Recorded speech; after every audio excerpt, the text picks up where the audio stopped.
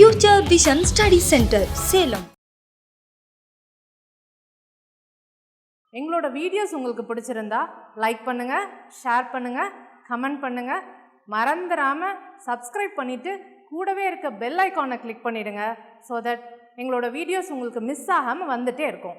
Hi everyone, so welcome again to UGTRV TET English class. So today we are going to see a new topic in unit 1, so age of Shakespeare. So this particular unit, so in the particular unit பத்த வரைக்கும் நமக்கு தெரியும் clear-ஆ. So we have 10 ages to go, இல்லைங்களா? 10 ages நமக்கு கொடுத்திருக்காங்க in the history of English literature.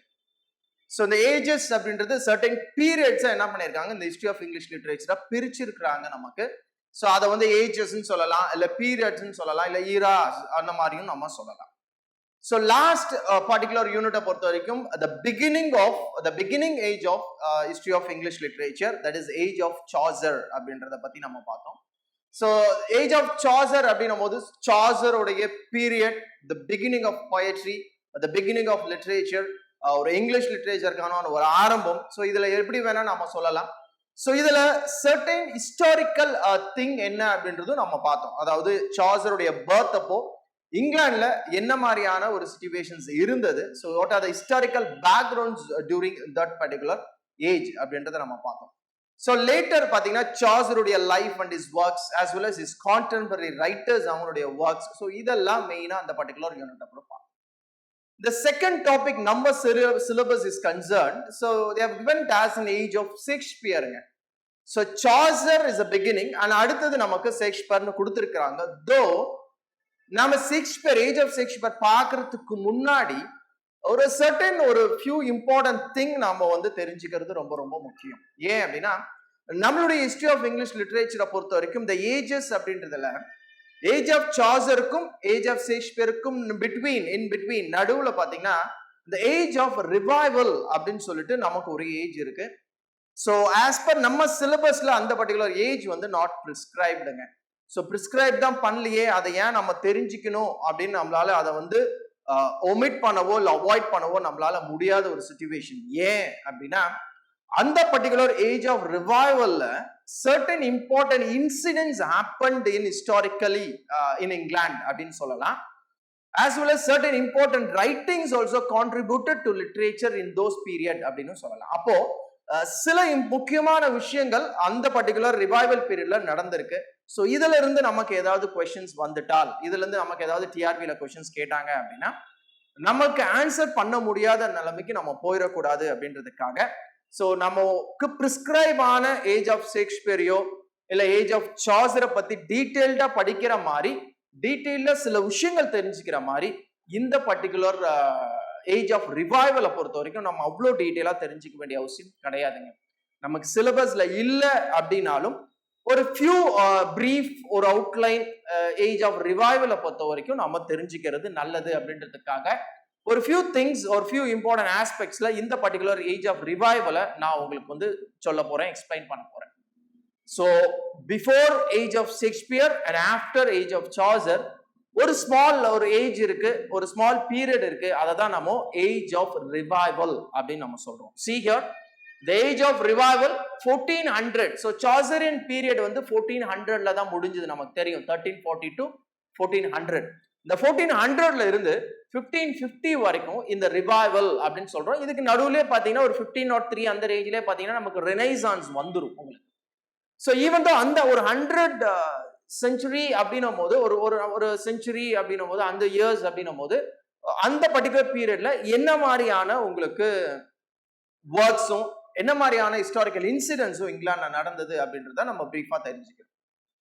Revival அப்படின்னா என்ன, so என்ன ரிவைவ் பண்றாங்க இங்க அப்படின்னும் போது see the revival of old literature அப்படின்னு சொல்றாங்க.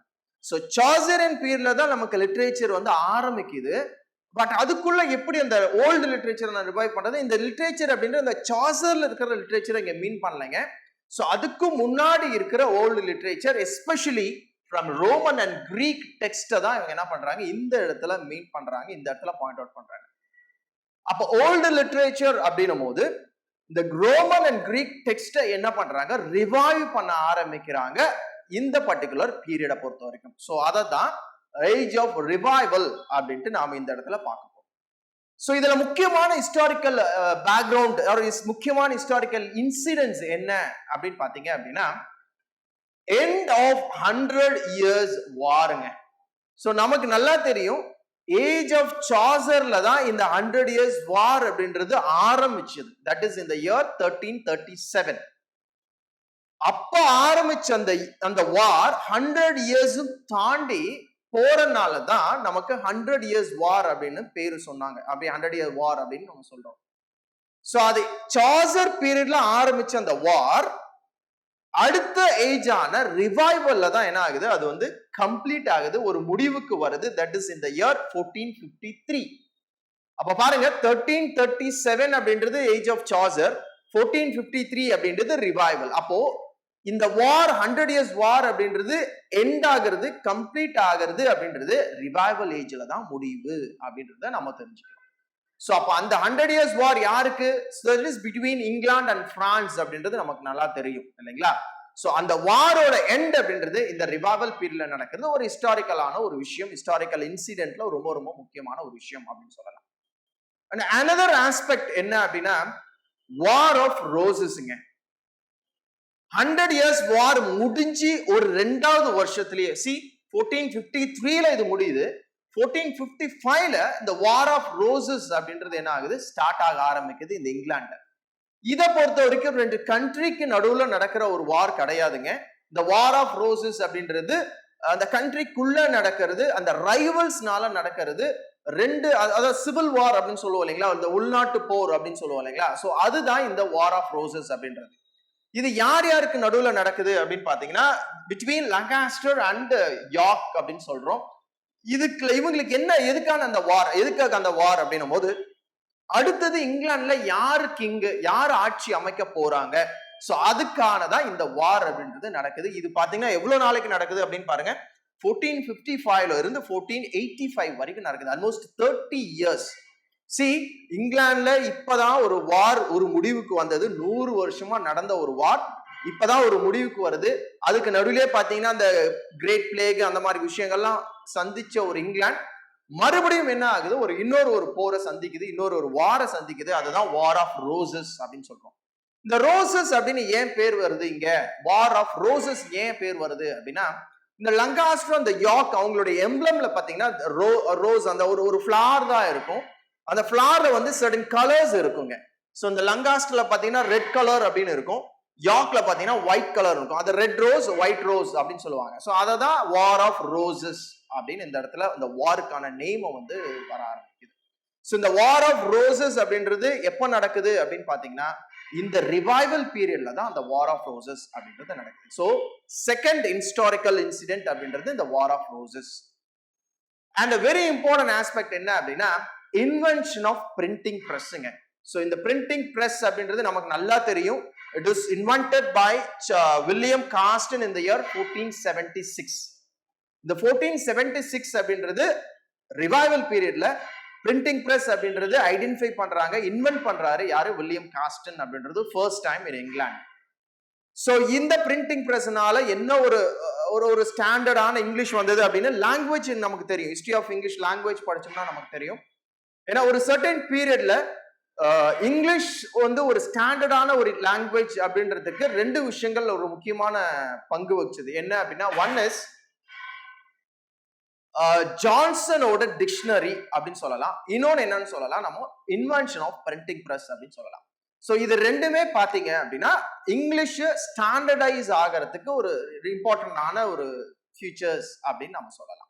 சோ பிரிண்டிங் பிரஸ் இன்வென்ட் ஆனது எந்த பீரியட் அப்படின்னு பாத்தீங்கன்னா ரிவைவல் பீரியட்ல தான் இருக்கு. இது வந்து ஒரு இம்பார்ட்டன்டான விஷயம். இதுல இருந்து கொஸ்டின்ஸ் நமக்கு வரும் அப்படின்னா வரலாமா அப்படின்னா கண்டிப்பா வரலாம். ஏன்னா இதெல்லாம் ரொம்ப முக்கியமானது. சோ இதெல்லாம் நம்ம மிஸ் பண்ணிடக்கூடாதுன்றதுக்காக தான் சர்டன் திங்ஸ் நம்ம இந்த ஏஜ் ஆஃப் ரிவைவலை பத்தியும் தெரிஞ்சுக்கிறோம். அதுக்கப்புறம் பாத்தீங்கன்னா சோ இது நம்ம மறக்கும். சோ 1477 தட் இஸ் 1 year அடுத்த வெஸ்ட் இயர் பாத்தீங்கன்னா the first book printed in English அப்படின்னு சொல்லலாம். சோ வில்லியம் காஸ்டனோட பிரிண்டிங் பிரஸ்ல இங்கிலீஷ்ல ஃபர்ஸ்ட் புக் பிரிண்ட் ஆனது அப்படின்றது 1477 அப்படின்றத நம்ம மறக்க கூடாது. சோ இன்னொரு ஒரு இம்பார்ட்டன்டான ஒரு இன்சிடென்ட் இன் ரிவைவல் பீரியட் என்னன்னா the Englishmen started to go for a voyages. இந்த செயல்ல நிறைய வாயேஜஸ் அப்படின்றத ஆரம்பிச்சாங்க. நிறைய இடத்துக்கு வாயேஜஸ் போய் காலனைஸ் பண்ண ஆரம்பிச்சாங்க அப்படின்னு நம்ம சொல்லலாம். அதுலதான் வெரி இம்பார்ட்டன்ட் பார்ட் என்னன்னா 1492ல Columbus discovers America. So Columbus அந்த பீரியட்ல தான் ரிவைவல் பீரியட்ல தான் என்ன பண்றாரு, அமெரிக்காவை டிஸ்கவர் பண்றாரு. அதே மாதிரி 1497ல வாஸ்கோ ட காமா என்ன பண்றாரு, இந்தியாவை டிஸ்கவர் பண்றாரு. ஸோ இந்த discoveries of the colonisation, voyages, இது எல்லாமே எந்த பீரியட்ல உங்களுக்கு நடக்குது அப்படின்னு பாத்தீங்கன்னா ரிவைவல் பீரியட்ல நடக்குது அப்படின்றத நம்ம மறந்துடக்கூடாது. ஸோ 1509ங்க. ஸோ ஹென்றி த எய்த்துங்க. ஸோ இந்த கிங் வந்து ரூலுக்கு வராரு. ஸோ இங்கிலாந்துலயே பாத்தீங்கன்னா ஹென்றி த எய்த்தோட அந்த பர்டிகுலர் ரூல் அப்படின்றது கொஞ்சம் குரூவலா இருக்கு அப்படின்னு சொல்றாங்க. ஏன் அப்படின்னா he married nearly 6 wives அப்படின்னு சொல்றாங்க. he has 6 wives அப்படின்னு சொல்றாங்க. ஏன் அப்படின்னா for only one sake. எதுக்காக அப்படின்னா இவருக்கு கிட் வரணும், இவருக்கான குழந்தை அப்படின்றது வரும்போது இந்த 6 மேரேஜஸ் அப்படின்றது என்ன குழந்தை அப்படின்னா ஒரு ஆண் குழந்தை, ஒரு மேல் சைல்டு இவருக்கு பிறக்கணும் அப்படின்றதுக்காக இத்தனை மேரேஜஸ் என்ன பண்றாரு இவர் பண்றாரு. ஒரு பொண்ணை மேரேஜ் பண்றாரு, மேல் சைல்டு இல்லைன்னா அந்த பொண்ணு என்ன பண்றாரு, ப்ரூட்டலா கொலை பண்றாரு. கொலை பண்ணிட்டு என்ன பண்றாரு, அடுத்த ஒரு கேர்ள் என்ன பண்றாரு, மேரி பண்றாரு. சோ இந்த மாதிரியே பாத்தீங்கன்னா அவருக்கு 6 wives அப்படின்னு சொல்றாங்க. சோ இதனால அவர் பாத்தீங்கன்னா எதனால, ஒரே ரீசன் என்னன்னா அவருக்கு ஒரு மேல், ஏன்னா பிகாஸ் ஒரு கிங் அப்படின்னும் போது அடுத்தது ஒரு கிங்குக்கு ஒரு மேல் இருந்தா நல்லா இருக்கும் அப்படின்ற மாதிரியான ஒரு கிங்கோட அந்த பிரெயின் அப்படின்றது திங்க் பண்ணது. இதனாலேயே பாத்தீங்கன்னா இங்கிலாந்துலயே மோஸ்ட் ஒரு மாதிரியான ஒரு கிங்ஷிப் அப்படின்றது ஹென்றி த எய்த் அப்படின்றத நம்ம மறக்கவே கூடாது எப்பயுமே. சோ இன்னொரு வெரி இம்பார்ட்டன்ட் ஆஸ்பெக்ட் என்ன அப்படின்னா இந்த ரிவைவல் பீரியடுக்கு அடுத்த பீரியட் நமக்கு வந்து ஏஜ் ஆஃப் ஷேக்ஸ்பியர் இல்லைங்களா. சோ அந்த ஏஜ் ஆஃப் ஷேக்ஸ்பியர் நம்ம வேற மாதிரி என்ன சொல்லலாம் அப்படின்னா எலிசபெத்தன் ஏஜ்னு சொல்லலாம், இல்ல Queen Elizabeth, age of Queen Elizabeth அப்படின்னு சொல்லலாம். சோ குவீன் எலிசபெத்தோட ஃபாதர் யாரு அப்படின்னு பாத்தீங்கன்னா கிங் ஹென்றி த எய்த் தாங்க. சோ கிங் ஹென்றி த எய்த்தோட பொண்ணு தான் யாரு அப்படின்னு பாத்தீங்கன்னா குவீன் எலிசபெத் அப்படின்றதும் நம்ம மறக்க முடியாது. சோ இதுக்கு அடுத்த ஈரா அப்படின்றது யாருது அப்படின்னா குவீன் எலிசபெத்தோட ஈரா அப்படின்னு சொல்லுவோம். இதுக்கு நடுவுல ஹிஸ்டாரிக்கல்ல என்ன நடந்தது அப்படின்றத நம்ம ஏஜ் ஆஃப் ஷேக்ஸ்பியர்ல நம்ம தெரிஞ்சுக்கலாம். ஹிஸ்டாரிக்கல்ல என்ன சேஞ்சஸ் வந்தது, குவீன் எலிசபெத் எப்படி வந்தாங்க அப்படின்றத நம்ம ஹிஸ்டாரிக்கலா ஏஜ் ஆஃப் ஷேக்ஸ்பியர்ல நம்ம பொறுத்த வரைக்கும் தெரிஞ்சுக்கலாம். So historical background of revival ஏஜை பொறுத்த வரைக்கும் இவ்வளவுதாங்க. சோ 2 வார், ஒரு வார் கம்ப்ளீட் ஆகுது, இன்னொரு ஒரு வார் வந்து ஆரம்பிக்குது, வார் நடக்க ஆரம்பிக்குது. பிரிண்டிங் பிரஸ் அப்படின்றது இந்த பர்டிகுலர் இயரால நடக்குது, வாயேஜஸ் அப்படின்றது வர ஆரம்பிக்குது. சோ இதெல்லாம் பாத்தீங்கன்னா ஹிஸ்டாரிக்கல் ஈவென்ட்ஸ்ல very important aspects in age of revival அப்படின்னு சொல்லலாம். Next, when you go for major works or the writers of this particular age, so important works contribution அப்படின்றது என்ன அப்படின்னு பாத்தீங்க அப்படின்னா தாமஸ் மேலரி. சோ இவரை வந்து நம்ம கண்டிப்பா மறக்கூடாது இல்லைங்களா. அபவுட் மார்ட்டி ஆத்தர் அப்படின்றது one of the very important works in this particular period, revival பீரியட்ல ரொம்ப முக்கியமான ஒரு ஒர்க் அப்படின்னு சொல்லலாம் மார்ட்டி ஆத்தர் அப்படின்றது. It is about the life of King Arthur, that is in the year 1470. So 1470ல இந்த பர்டிகுலர் ரிவைவல் பீரியட பொறுத்த வரைக்கும் தாமஸ் மேலரியோட ஒர்க் அப்படின்றது ஒரு நோட்டபிளான ஒர்க் அப்படின்றது நம்ம கண்டிப்பா தெரிஞ்சுக்கணுங்க. இந்த மார்ட்டி ஆத்தர் அப்படின்ற இந்த ஒர்க்கை 1485ல வில்லியம் காஸ்டன் என்ன பண்ணாரு, பிரிண்ட் பண்ணாரு அப்படின்றதையும் நம்ம இந்த இடத்துல தெரிஞ்சுக்கணும். சோ இதுக்கு முன்னாடி வரைக்கும், அதாவது சார்சரியன் பீரியட்ல எல்லாம் பாத்தீங்கன்னா நமக்கு இந்த விமன் ரைட்டர்ஸ், இந்த ஃபீமேல் ரைட்டர்ஸ் அப்படின்றவங்க யாருமே கிடையாதுங்க. சோ ரிவைவல் பீரியட்ல தான் நமக்கு ஃபீமேல் ரைட்டர்ஸ் அப்படின்னு ஆரம்பம் வருது. கிறிஸ்டியன் டி பிசான் அப்படின்றவங்க தான் லிட்ரேச்சர், நம்ம லிட்ரேச்சரை பொறுத்த வரைக்கும், இங்கிலீஷ் லிட்ரேச்சர் பொறுத்த வரைக்கும் ஃபர்ஸ்ட் ஃபீமேல் ரைட்டர் அப்படின்னு சொல்றாங்க. சோ மார்கரி கெம்ப் அப்படின்றவங்க பாத்தீங்கன்னா she had nearly 14 children and she started writing prose work. இந்த 14 children ஏன் இந்த இடத்துல மீன் பண்றோம் அப்படின்னா ஒரு டொமெஸ்டிகேட்டட் ஒர்க்ல எவ்வளவு பிஸியா இருக்கிற ஒரு லேடி இல்லைங்களா. ஏன்னா ஒரு 14 children அப்படின்னும் போது வீட்டுல எவ்வளவு வேலைகள் இருக்கும் அப்படின்றத நம்மளால அண்டர்ஸ்டாண்ட் பண்ணிக்க முடியும். So though she has completely busy with her family affairs, so family affairsல கம்ப்ளீட்டா பிஸியா இருந்தாலும் she contributed few things to literature அப்படின்றதையும் நாம மறக்க கூடாதுங்க. இந்த prose worksல certain writings அப்படின்றது இந்த பர்டிகுலர் women பாத்தீங்கன்னா மார்ஜரி கெம்ப் அப்படின்றவங்க எழுதியிருக்காங்க அப்படின்னு சொல்லலாம். another important female writer யாரு அப்படின்னு பாத்தீங்கன்னா Julian of Norwich. So she totally dedicated herself to God அப்படின்னு சொல்லலாம். ஒரு ரிலீஜியஸ் ஆஸ்பெக்ட்ல கம்ப்ளீட்டா அவங்கள டெடிகேட் பண்ண ஒரு லேடி, டெடிகேட் பண்ண ஒரு ரைட்டர் அப்படின்னு சொல்லலாம். ஸோ அவருடைய இம்பார்ட்டன்டான ஒர்க் என்ன அப்படின்னு பார்த்தீங்கன்னா 16 ரெவல்யூஷன்ஸ் ஆஃப் டிவைன் அப்படின்றது ஒன் ஆஃப் த இம்பார்ட்டன்டான ஒர்க். ஸோ இந்த ஜூலியனோட லைன்ஸ் அந்த பீரியட்ல, தட் இஸ் அந்த 16th and 15th century அந்த பீரியடை பொறுத்த வரைக்கும் all shall be well and all shall be well and all manner of things shall be well. So இது வந்து ரொம்ப ஃபேமஸான லைன்ஸா இருந்தது ஜூலியனை பொறுத்த வரைக்கும், அந்த ரிவைவல் பீரியடை பொறுத்த வரைக்கும். இதை இன்னொரு தடவை ப்ரூவ் பண்றதுக்கு இந்த பர்டிகுலர் லைன்ஸை ஃபியூ செஞ்சுரிஸ் அகோ பாத்தீங்கன்னா, இது 15th century அப்படின்னா 16th century அப்படின்னா அதுக்கப்புறம் 20th century the same line was used by T.S. Eliot அப்படின்னு சொல்றாங்க. So T.S. Eliot 20th centuryல இதே லைன்ஸ் என்ன பண்ணியிருக்காரு, இது ஜூலியன் எழுதின இதே லைன்ஸ் என்ன பண்ணியிருக்காரு, இவ்வளோ இயர்ஸ் கழிச்சு 20th centuryல again he used that particular line அப்படின்னு சொல்றாங்க. ஸோ இந்த particular, so see these are some of the very important female writers in revival periodங்க, இது நம்ம மறந்துடக்கூடாது. some other notable works of revival. So revival பீரியட்லயே வேற ஏதாவது முக்கியமான ஒர்க்ஸ் அப்படின்னா 1509ல ராஸ்மஸோட பிரைஸ் ஆஃப் ஃபோலி அப்படின்றது ஒரு இம்பார்ட்டன்டான ஒர்க் அப்படின்னு நம்ம பார்க்கிறோம். another one is தாமஸ் மோரோட யூட்டோபியாங்க, இது நம்ம எல்லாருமே கேள்விப்பட்டிருப்போம் இல்ல, Thomas More's Utopia, that is in the year 1516. it's a famous work in revival period. and another important aspect என்னன்னா டிண்டேலோட நியூ டெஸ்டமெண்ட். ஸோ டிண்டேலோட டிரான்ஸ்லேஷன்ஸ் வருது, ரைட். ஸோ இதுக்கு முன்னாடி நம்ம டிரான்ஸ்லேஷன்ஸ் பார்த்திருப்போம். சார்சரின் பீரியட்ல ஜான் வைக்லிஃபோட translation of Bible from Latin version. So இங்க அடுத்த ரிவைவல், அடுத்த ஏஜை பொறுத்த வரைக்கும் டிண்டேலோட நியூ டெஸ்டமெண்ட், தட் இஸ் 1525ல அவருடைய. ஸோ இது எல்லாமே ரொம்ப முக்கியமான notable works in this particular period. So இதை நாம மிஸ் பண்ணிடக்கூடாது அப்படின்றதுக்காக நாம தெரிஞ்சுக்கிறோம். another very important aspect என்ன அப்படின்னா 1530ல introduction of sonnet and blank வேர்ஸ்ங்க. இந்த சானட் ஃபார்மையும் பிளாங்க் வேர்ஸையும் அந்த பீரியட்ல 1530ல ரிவைவல் பீரியட்ல தான் இன்ட்ரோடக்ஷன் பண்றாங்க Wyatt and Surrey. So Wyatt and Surrey அப்படின்னு we know very well that ஒரு சானட்டோட ஃபார்ம் கொடுத்தது இவங்க தான்.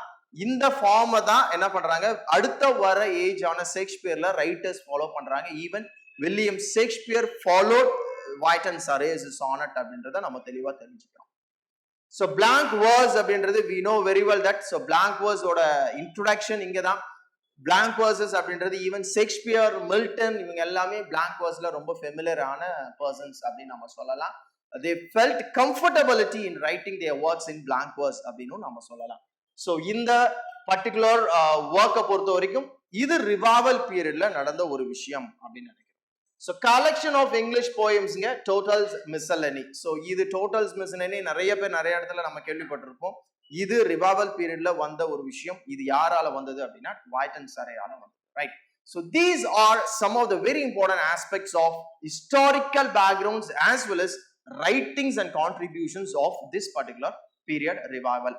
ஸோ நமக்கு சிலபஸ்ல ரிவைவல் ஏஜ் கொடுக்கல அப்படின்னாலும் சார்சரை பத்தி நாம தெரிஞ்சுக்கிறோம், ஷேக்ஸ்பியரை பத்தி நாம தெரிஞ்சுக்கிறோம் அப்படின்னா நடுவுல இருக்கிற இந்த சர்டைன் பீரியட்ல ஒரு பிரீஃப் அவுட்லைனை நம்ம எதுக்காக தெரிஞ்சுக்கிறோம் அப்படின்னா சர்டைன் இம்பார்ட்டன்டான ஹிஸ்டாரிக்கல் ஈவெண்ட்ஸை பத்தியும் தெரிஞ்சுக்கணும், சர்டைன் இம்பார்ட்டன்ட் கான்ட்ரிபியூஷன்ஸ் டு லிட்ரேச்சரை பத்தியும் தெரிஞ்சுக்கணும். இதுல இருந்து கொஸ்டின்ஸ் அப்படின்றது நமக்கு வந்தது அப்படின்னா நாம இதை மிஸ் பண்ணக்கூடாது அப்படின்றதுக்காக ஒரு பிரீஃப் அவுட்லைன் மட்டும் தான் நம்ம தெரிஞ்சுக்கிறோம்.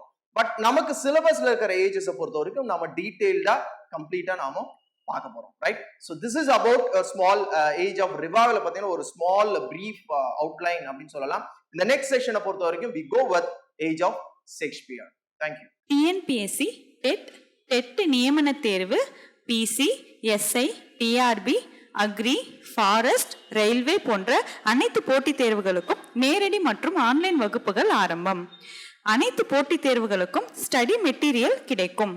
நேரடி மற்றும் போஸ்டல் டெஸ்ட் பேட்ச் வசதியும் உண்டு. தொடர்புக்கு future vision study centre, Salem. Contact 9042030163. Future Vision Study Center, SKS Hospital Road, opposite to Hotel Lakshmi Prakash, near New Bus Stand, Salem. Cell 90420 30163.